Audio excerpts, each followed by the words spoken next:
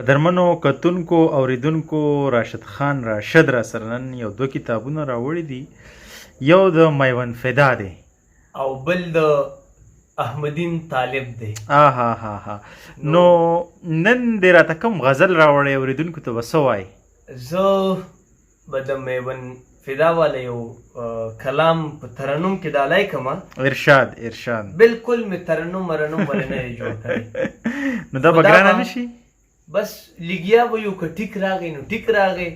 که هر څنګه راغی ټیک پر راځي نو بس خلک به واوري او خوند به ترې اخلي چې زه په سازونو مین زه په سندره ژوندی په نه خبره مرمه په نه خبره ژوندی او زه په سازونو مین زه په سندره ژوندی په نه خبره مرمه په نه خبره ژوندی سیګرټ ستا به نو زه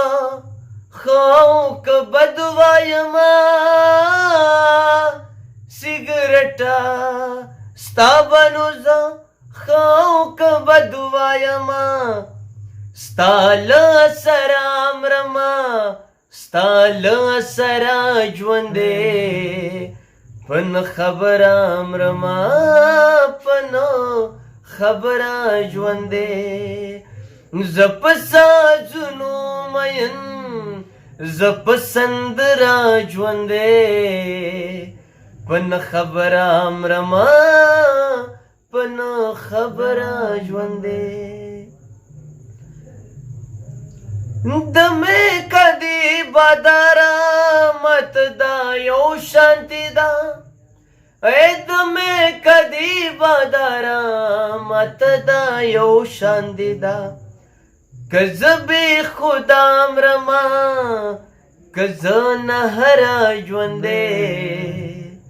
په نه خبره مرمه په نه خبره ژوندی غم او خادي مې یوه درد او خندا مې یوه هی غم او خادي مې یوه درد او خندا مې یوه که زه په لره مرمه که زه په بره ژوندی په نه خبره مرمه په نه خبره ژوندی په نه خبره مرمه په نه خبره ژوندی د فدا یاره ساکي ته اسرائیل که رضوان واه ای د فدا یاره ساکي ته اسرائیل که رضوان ستا له خمونو مرمه ستا له کو سره ژوندی په نه خبره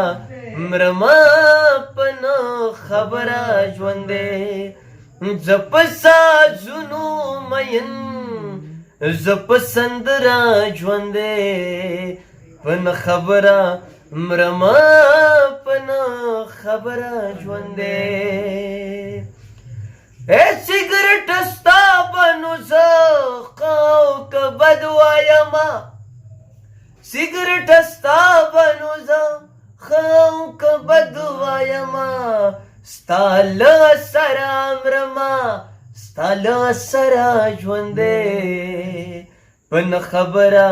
مرمه په نه خبره ژوندی. ډېره مننه. قسم دی چې حد دې وکړه یار، حد دې وکړه.